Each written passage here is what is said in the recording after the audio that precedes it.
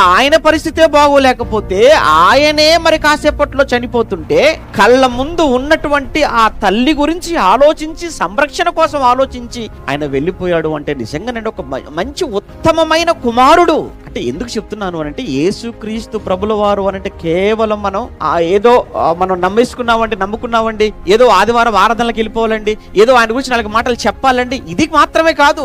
యేసుక్రీస్తు ప్రభు అంటే ఆయన అన్ని విషయాలలో మనందరికీ ఒక మాదిరికరమైన వాడు. ఆ సంగతి మనం మర్చిపోకూడదు.